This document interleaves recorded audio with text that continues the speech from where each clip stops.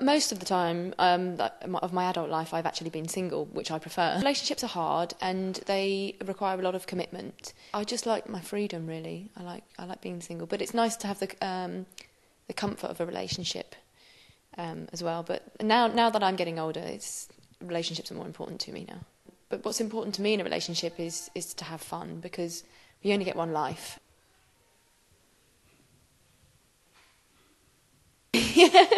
I went out with one guy. He kept asking me out. He was a lot older than me, and he kept asking me out, and I wasn't really sure because he was, sort of 20 years older than me. And he said, "Oh, let's just go out." And I said, "No, it's fine." And then one day I was having a really bad day, and he phoned me up and he said, "Are you okay?" And I said, "No, I'm having a really bad day, actually." And he said, "Well, let's go out. I'll take you out for lunch." And I said, "No. And he goes, "Come on, it's just lunch." I said, "Okay." And over lunch, he was just so funny, and relaxed, and I was funny too, and we just related to things that were quite funny. And in the end, I ended up going out with him for nearly a year. Oh, I don't like to give anything away, actually. If I'm trying to catch him, then I will usually kind of drop a hint that I'm single.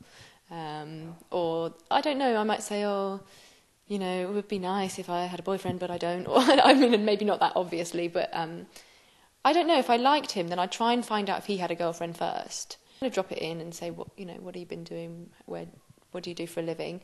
And if I find out they're single, then I drop in that I'm single. Somehow, I don't know. I normally come up with something on the spot.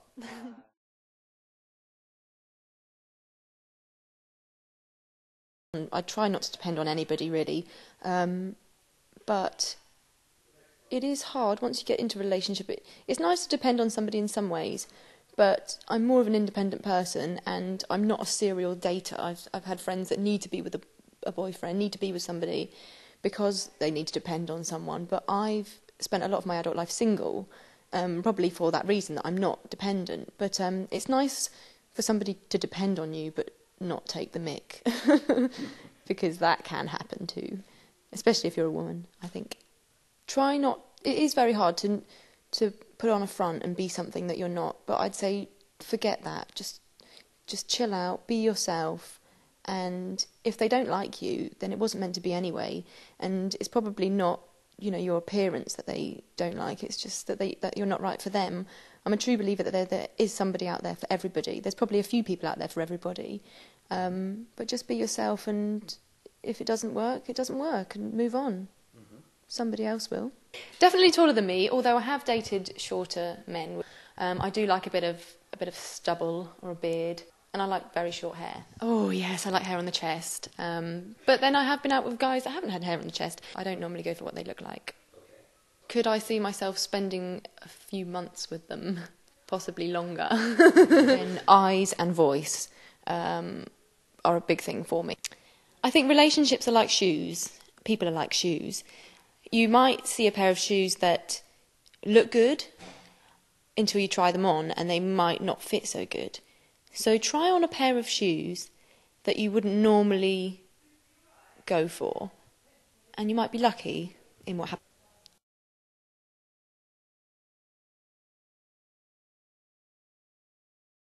People aren't always what they seem. You might have an idea in your mind of who your favourite partner, your ideal partner is, but it might not necessarily work out that way. He was gorgeous, he was lovely, he was a model, but he was absolutely terminally dull. He had nothing to say, no conversation. And we were out one day, and my friend said, he said something, and it was hilarious.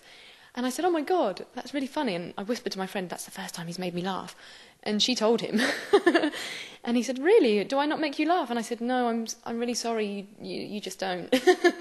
And it's a big thing for me. To someone who's genuine and caring, I think. It's I'm an old-fashioned girl, and I like old-fashioned values. So somebody who pours my drink and opens the door and has those sort of same old-fashioned values as me. I've met most of my boyfriends through things that I've done, in the gym or on holiday or travelling.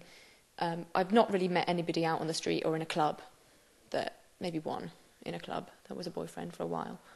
If they're not confident, it makes you feel less confident. And if they come up to you, and they might not be the best looking guy in the world, but they come up to you and you know, they're quite confident in themselves, it makes you feel good and you're more relaxed. So initially, for an initial meeting, that's quite important for me. Guys have come up to me before and they're so nervous, it makes you nervous. So they ask you a question like, oh, hello, my name's John and I was sitting over there and I saw you. And you're like, oh, okay, hi, I'm Nikki. But if they come up to you and, oh, hello, my name's John, and I saw you over there, I think you look great.